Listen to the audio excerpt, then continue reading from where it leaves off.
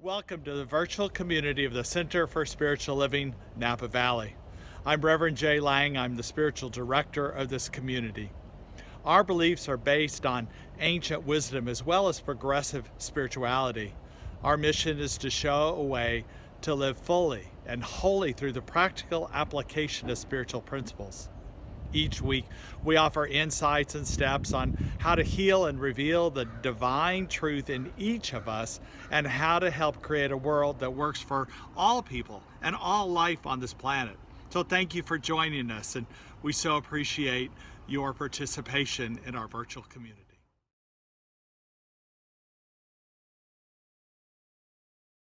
The theme we have for this month is about the divine feminine. We know that this divine aspect within us, the divine with us, is both masculine and feminine, and that we find this integration and this balance of it is sometimes confusing, especially as we begin to go out in the world and the different roles we have and how we relate to people.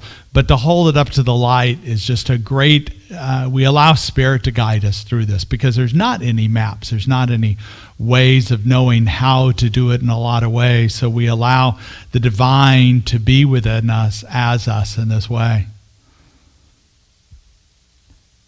And so I just appreciate the song. So let's give him another round of applause. So.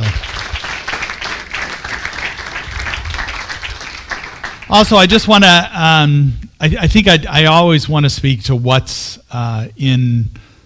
currently in the world right now, and a lot of fears around health and our own safety precautions of things. And to want to just encourage you to remember that we do have Spirit as the source of our health. So hopefully everybody got not only your program, but the little prayer that was passed out with a quote by Ernest Holmes. And this quote is just so powerful that health starts with the knowledge backed by the conviction and belief that there is one life, that life is God's life, that life is perfect, and that life is my life right now, or our life. Regardless of what the condition may be, it knows what to do, how to do it, and when to do it. So we know that Spirit within us is the truth of our health. Now, at the same time, while we know that, we still wash our hands. We still use the hand sanitizer, and we know the truth is Spirit within us that is the health and wholeness of who we are. And I've added a little affirmative prayer there that you can say to yourself in coming weeks, particularly if you are feeling concerned or afraid in a moment, because we know that we don't want to feed our fears.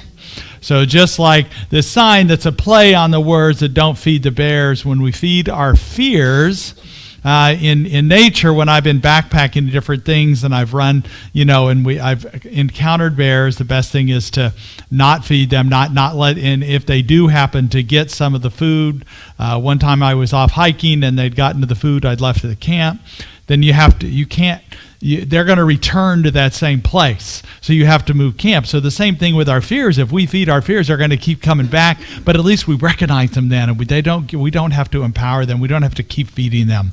We can cut them off and know the truth, and the truth lies within us that we are healthy, whole, and complete just the way we are. And so we allow that. And as I said, we still want to take precautions. I know that the phrase about there's only one life has become my motto while I'm washing my hands. There's only one life. That life is God's life. That life is perfect. That life is my life now. That's pretty short, so I need to go through it a couple times. So there's one life. That life is God's life. That life is perfect. That life is my life now. And just allow that, and I'm taking it into my heart at the same time and know my health. So I just encourage you to take this prayer home and know that truth that is your truth, that is Spirit coming through you as you, and opening up to this.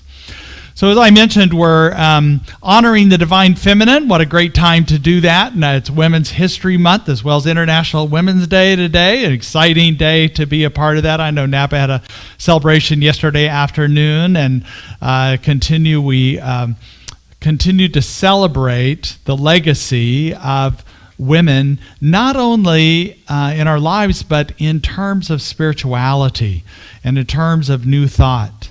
I know that as I thought about this topic, I thought about, in some ways, I know so little about women. In fact, I wish I understood women more. I had a friend who happened to run across a genie one day, and this genie explained to this man that, listen, I'm a slow-working genie. I promise I'll get it done, but it takes some time to get it done. And I'm really kind of lazy, too, so I don't like big projects. So whatever your wish is, don't make it too big, okay? And the guy goes, okay. Well, what I want is I love Hawaii, but I hate flying. So I wonder if you could make a bridge to Hawaii. And the genie goes, you're kidding me, right? Do you know how far it is to Hawaii? Do you have anything a little more reasonable that I could accomplish for you? And the guy thought, well, I have always wanted to understand women. And the genie goes, oh boy, let me ask you, this bridge, do you want it 2 lanes or 4 lanes?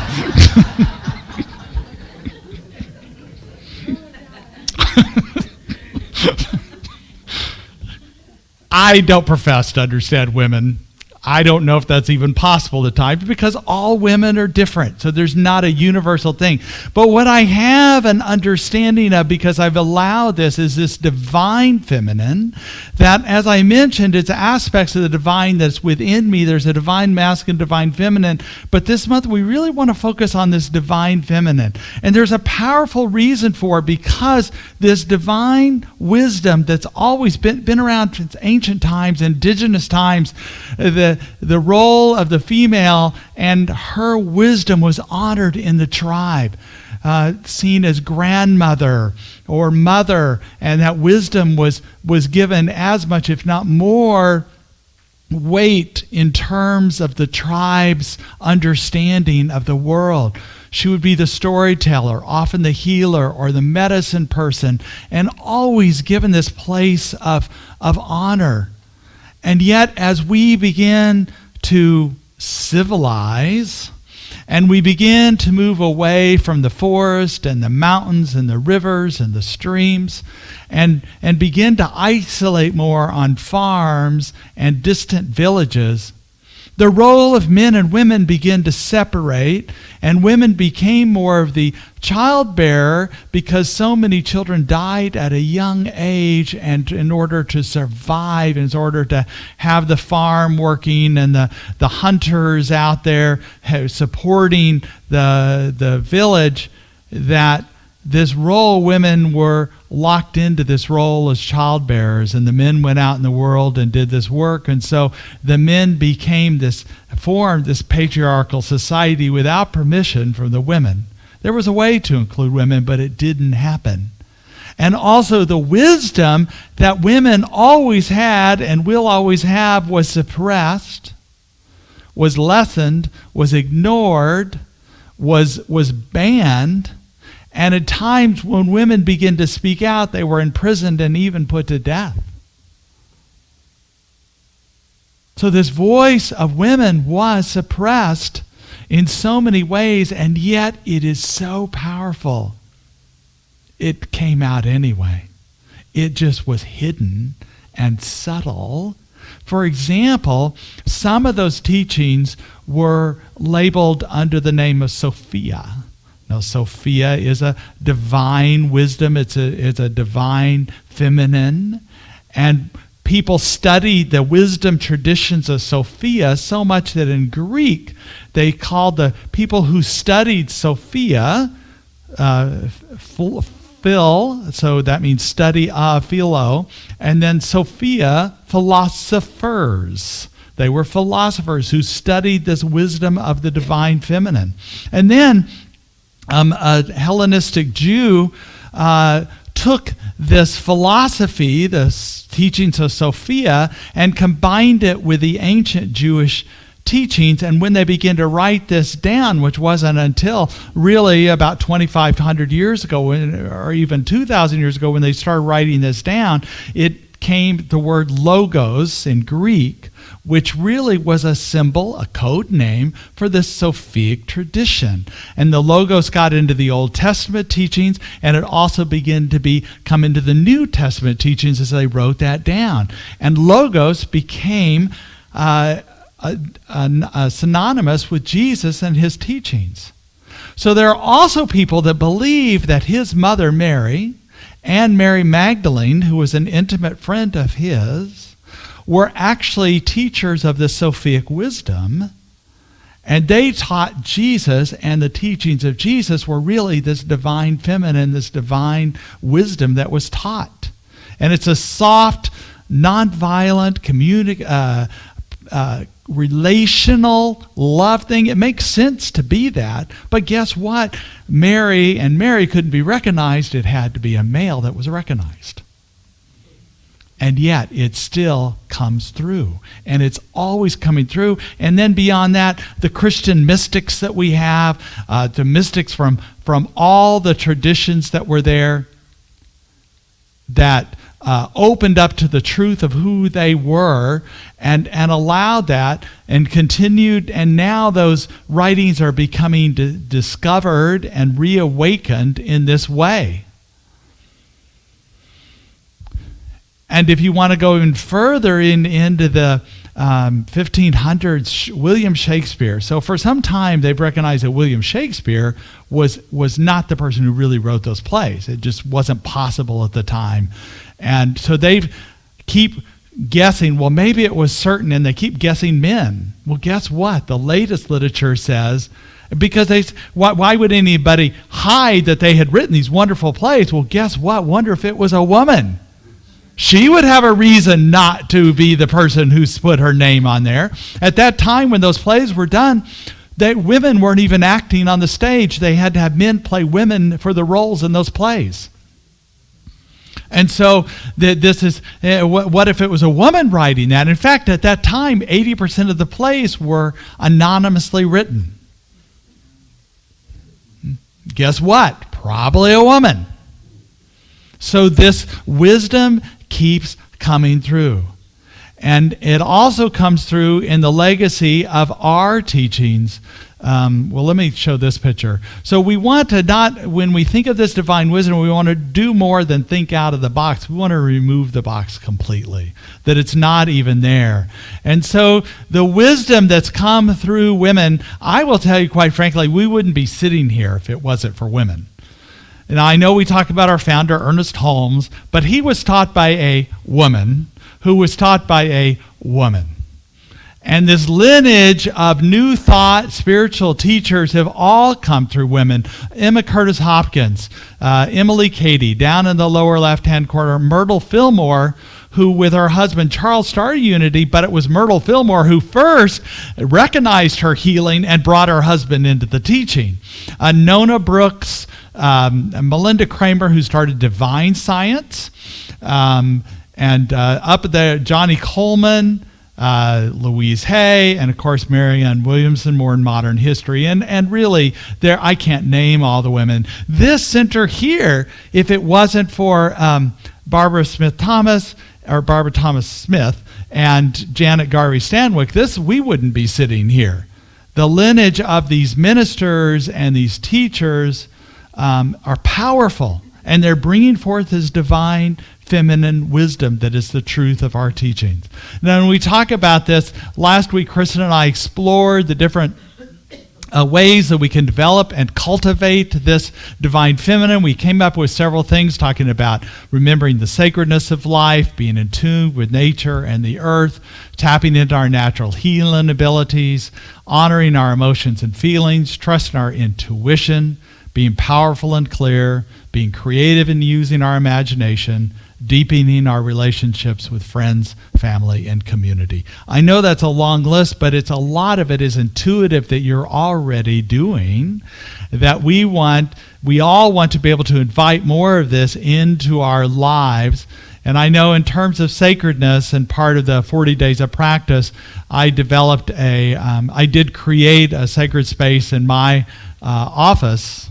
Let me see, I think I went, that I think no matter, but it's not about just a single place that we develop, it's about the sacredness of all life that we have. Of course, this morning when I woke up, it was more like the right picture. It's kind of dark this morning if you woke up early. Maybe you guys are later sleeping, I don't know. You slept in. But we open up to this idea about this divine feminine. as I explored this, like I said, I needed to understand from a female perspective this divine wisdom. Although I've experienced it within me, I wanted to make sure I knew a greater revelation of it. So I came across the book by Mirabai Starr. She wrote a book called Wild Mercy. It explores the female mystics across all traditions. It's a beautiful book, and I'm still unwrapping the book and things what it is. But I was touched in the book, and then I found a recording of it. She's talking to Tammy Simon from Sounds True about an invitation that she's writes at the beginning of this book. And it's a beautiful invitation because it invites all of us into this place of the divine feminine wisdom teaching. So I want to give you her voice into this room today.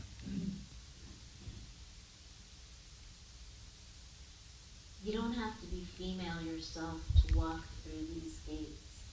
Men are welcome here. You just don't get to boss us around or grab our breasts or solve our problems. You may sample our cooking and wash it down with our champagne. You may ask us to dance, and you may not pout if we decline. You may study our texts, ponder our most provocative questions. You may fall in our laps and weep if you feel the urge. We will soothe you, as we always have. And then we will send you back to the city with your pockets full of seeds to plant in the middle of it all. The secret is out. The celebration is overflowing its banks. The joy is becoming too great to contain. The pain has grown too urgent to ignore. The earth is cracking open, and the women are rising from our hiding places and spilling onto the streets, lifting the suffering into our arms, demanding justice from the tyrants, pushing on the patriarchy and activating a paradigm shift such as the world has never seen. Isn't that beautiful? Yeah. So as a man, I'm invited into this realm to taste of this divine wisdom and then take the seeds from this and plant it out in the world to be a part of that.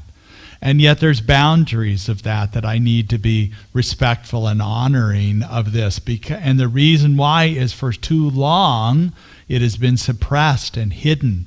And to unearth it, to excavate it, so to speak, we allow this truth to come out, and we know it, and we don't have a map for this. But we know it's done through tender and yet powerful compassion and wild mercy. What a name that is. To hold that as unbridled and yet clear power, that it's going to be a certain way, that it's going to be with respect and honor of our bodies, of our soul, of our heart. Because if we're going to be in this place of vulnerability, we need to be allowed, all of us, but especially women, to be able to express themselves in this way. But there's not a clarity, there's not a map. I think this invitation was touching to me because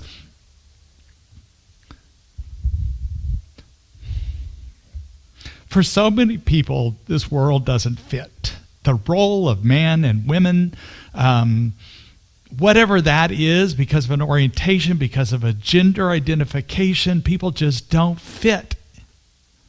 And this invitation is for all people. For all people.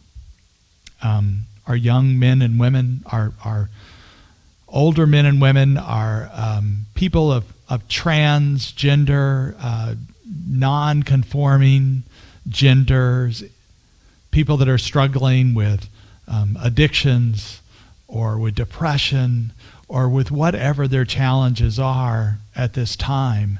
There's a place for them here.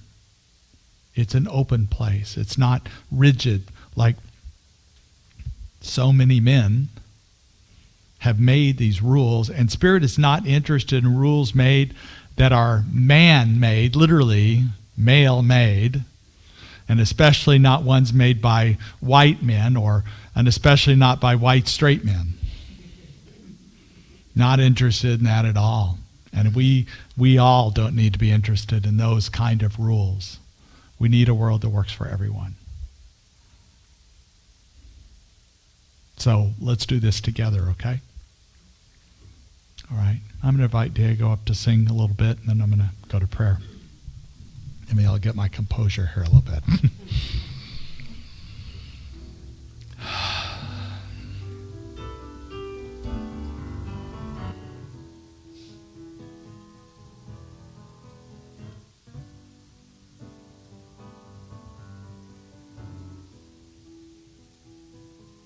If I could reach the stars, I'd pull one down for you, shine it in my heart, so I could see the truth, that this love I have inside is everything it seems. But for now I find it's only in my dreams that I can change the world. I would be the sunlight in your universe. You would think my love was really something good. Oh, if I could change the world.